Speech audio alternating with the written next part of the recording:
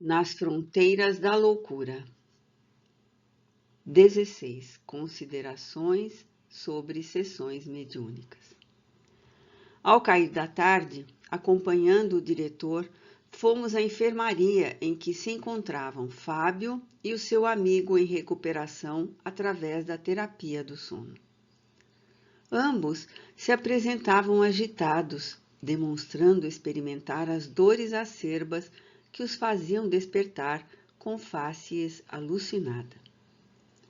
2 auxiliares atendiam-nos pacientes, tentando infundir-lhes paz através de palavras amigas que transpiravam confiança. Quando nos acercamos, o experiente Dr. Bezerra identificou a razão do tormento e aclarou-nos. É chegado o momento da inumação cadavérica.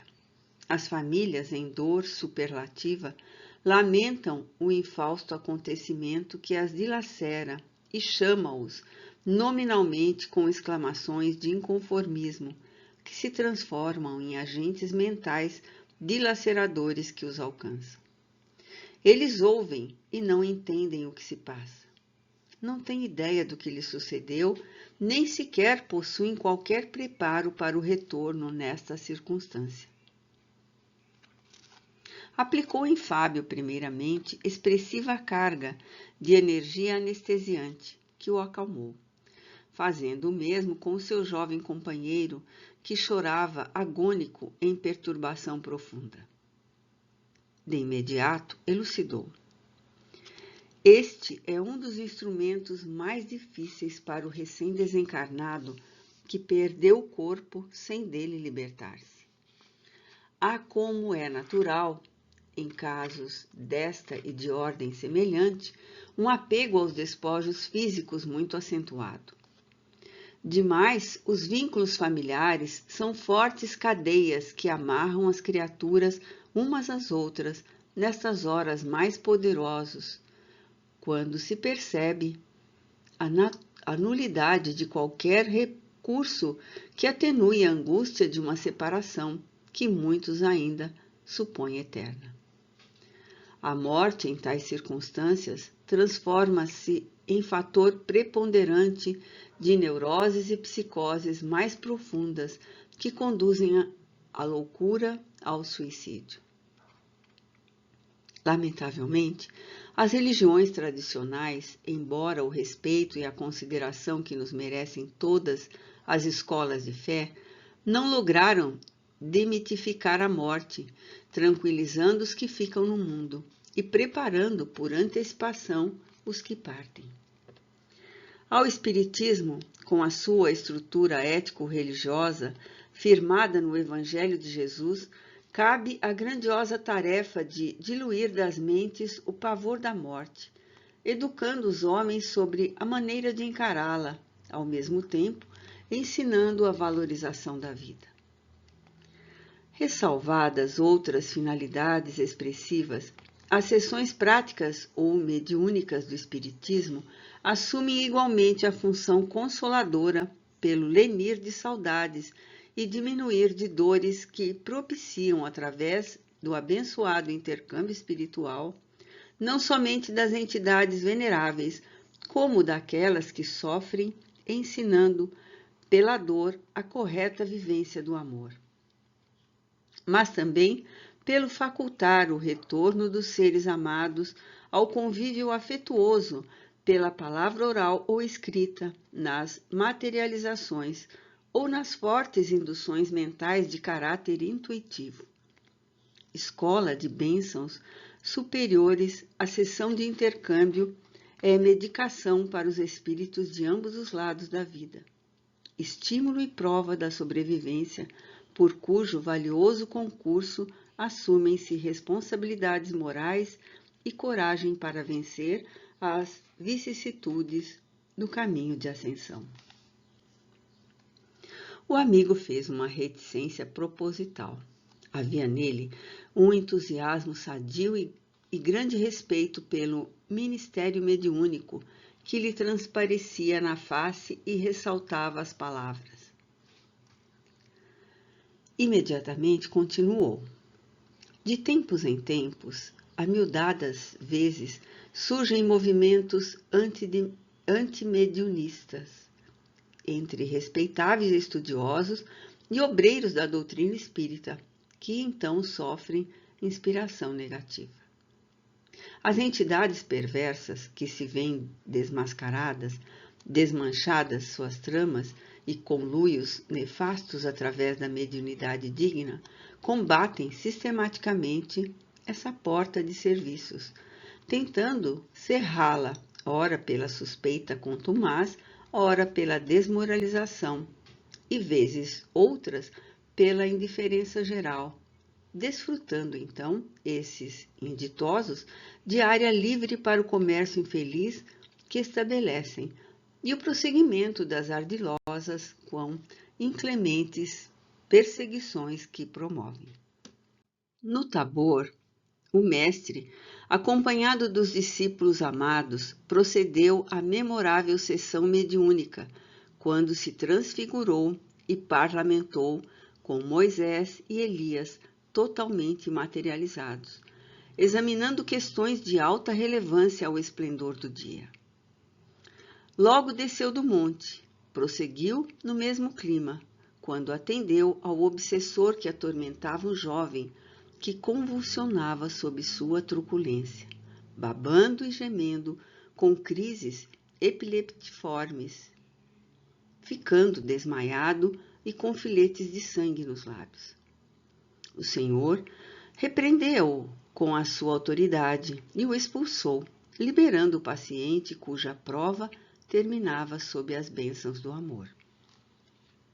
Ali se realizava uma perfeita fluidoterapia com o obsesso, socorro ao obsessor e um intercâmbio superior com os líderes israelitas desencarnados, qual ocorre nos trabalhos espíritas práticos, sob os rígidos códigos da moral evangélica. Inspirados, portanto, por mentes perturbadoras, ociosas, vingativas de diversas gamas, surgem companheiros ciosos da preservação do patrimônio doutrinário, investindo contra as reuniões mediúnicas. Alguns alegam excesso de animismo, outros exageros no mediunismo, mas outros afirmam que esse período está superado e não falta quem diga serem tais serviços prejudiciais ao equilíbrio mental e emocional de pessoas nervosas de personalidades psicopatas. Não nos parece que estejam com razão. É verdade que o animismo medra em larga escala, cabendo, no entanto, ao estudioso da doutrina, ao invés de coibi-lo, educar o sujeito, fazendo-o liberar-se das impressões profundas que lhe afloram do inconsciente nos momentos de transe, qual oportuna catarse que o auxiliará a recobrar a harmonia íntima. Outros, sim, da mesma forma que muitos se afadigam em doutrinar os desencarnados, realizarão trabalho valioso doutrinando os companheiros do plano físico, portadores de mediunidade em fase atormentada.